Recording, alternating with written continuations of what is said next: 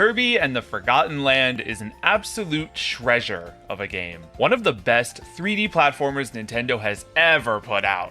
But it came out a few years ago now, and I'm starting to get rather forgetful myself. I'd love to do another playthrough, but boy, is time hard to come by these days. I wish I could get the full Forgotten Land experience in only half the time. Well, if any of you out there are feeling that same specific desire, then Star-Crossed World is what you are looking for.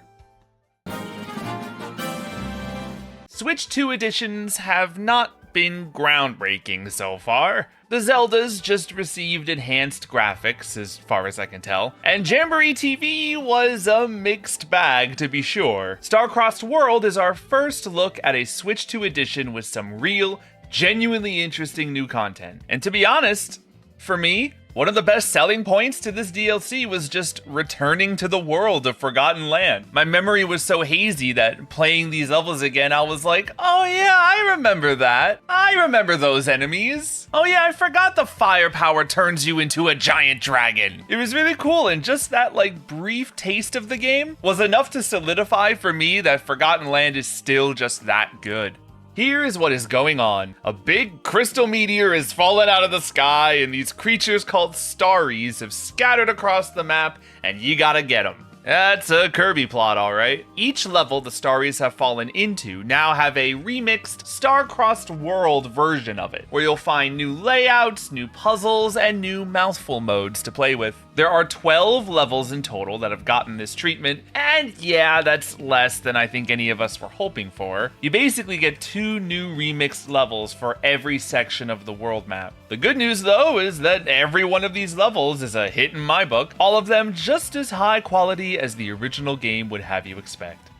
Just like the Waddle Dees, you'll be searching high and low for hidden Starries in each level, as well as trying to accomplish a list of specific hidden tasks to earn even more. You won't know these missions going into the level, so be prepared to have to go back and re-enter a level to take on any missions that you missed. Crystal flowers have scattered around these familiar landscapes, and by interacting with them, new pathways open up, changing the layouts of the levels you once knew. The enemies have also been crystallized, making them bigger and slightly stronger. But I mean, come on, it's Kirby, they're not so tough. There is one brand new mini-boss called Galactal who will show up a bunch of times. He's not all that tough either, but hey, it's something. The difficulty is not so much in the combat as it is scouring every nook and cranny trying to locate Starries. Some of them, especially in the later levels, did prove to be pretty challenging. You can imagine the embarrassment on my face, and all I had to do was not fall, and I failed to do exactly that. There are 3 new mouthful modes in this game. If you need a refresher, the mouthful modes were those horrifying transformations of Kirby just sucking up a massive item and just not being able to eat the whole thing. You know, Carby, Starebee, Vending Bee, and now we've got 3 more, which fit so naturally into the game that you'll find yourself wondering if they were always here. Spring Mouth is the most common, letting you jump extremely high and slam back downward. The Gear Mouth lets you ride up walls. The controls are trickier than you might think. You have to deattach and reattach yourself to the walls with a push of a button, and remembering to do that amidst a complex series of jumps can be a lot to handle. Definitely the most involved of the 3 new modes. The last one is Sign Mouth. This mode is isolated areas just for it. Basically, it's a snowboard course, sliding down huge slopes, trying to make jumps and spin into enemies. Be prepared for 1 or 2 of the hidden Starries to be hidden on every Sign Mouth course that you see. The original collection of Mouthful Mode items do make appearances, though many of them only for 1 or 2 quick puzzles. The new ones are definitely the star of the show, and the game is not shy about using them to their fullest potential.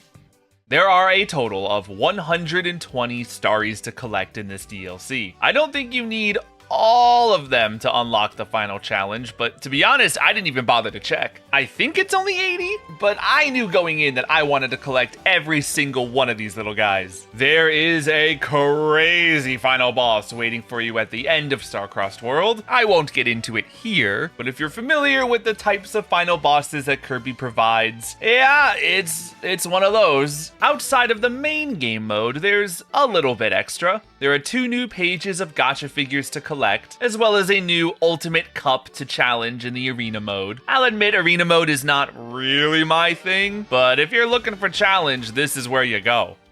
And that is everything Star-Crossed World has to offer, really. As well as general Switch 2 performance upgrades, which make the game look and run even better than before. In total, I spent about 8 hours playing Star-Crossed World, going for a full starry completion, and having to play through several levels multiple times to achieve that. I've seen reports of people having much lower game times than that, so your results may vary depending on how fast you are. 8 hours of content for a $20 upgrade might be a difficult ask, especially if you've played Forgotten Land recently and are looking for some serious shakeups. You won't find anything mind-blowing here, except for maybe the final boss. The remix levels are great, but don't feel too different from their original counterparts. The performance upgrades are spectacular. For some, that might even be worth the price of admission by itself. But you'll have to decide for yourself whether Star-Crossed World is worth it for you. For me, this hit at the perfect time. It was a great excuse to return to a game I found myself missing dearly,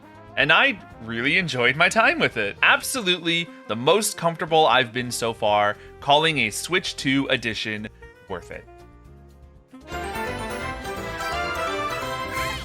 And yeah, that's all I have to say as far as impressions are concerned. If you did pick up Star-Crossed World, let me know what you think of it. Is this up to the standard that you hope for out of the Switch 2 edition content upgrades? Or were you hoping for more? Either way, I do think it's a step in the right direction, and I hope that future Switch 2 editions use this as a template rather than just a base performance upgrade. Ooh, also let me know if you have never played Forgotten Land before. If you play Forgotten Land for the first time and do Star-Crossed World right afterwards, that's gotta be an interesting experience. Let me know what you make of that. That's all from me. The next Nintendo Direct is literally tomorrow, so I gotta get a good night's sleep. Good night, everybody.